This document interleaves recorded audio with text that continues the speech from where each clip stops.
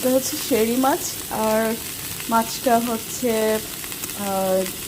হতে পারে এটা ওমান সাগর থেকে, ওমান থেকে আসছে, অথবা দুবাইও হতে পারে। দুবাইয়ে সাধারণত অ্যারাবিয়ান পেনিনসুলা সি, যেটা মানে অ্যারাবিয়ান সি, ওখান থেকে ধরা হয়। তবে বেশিরভাগ এখানকার দুবাইয়ের ফিশগুলো এগুলো ওমান থেকে আসে, শেরি ফিশ। এর চেয়ে বড় বড় ফিশ ছিল, আমরা ভাইয়া যখন ছিল তখন এর চেয়ে বড় বড় ফিশ মানে ফ্রাই প্যানে আটে না এত বড়, সেগুলো সব খাওয়া হয়ে গেছে আমাদের।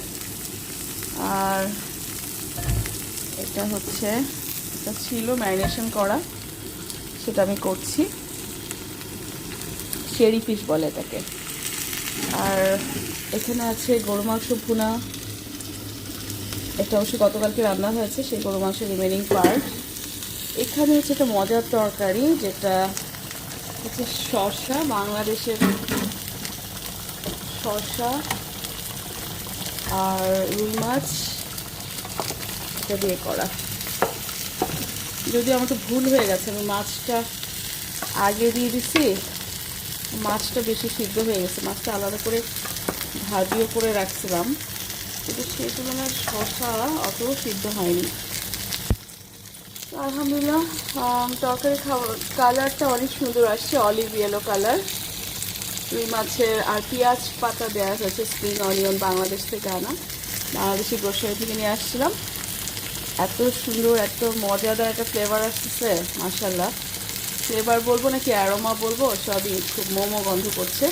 এখন ধনিয়া পাতা দিয়ে দিব। আলহামদুলিল্লাহ, আমার দুপুরের রান্না বান্না শেষ।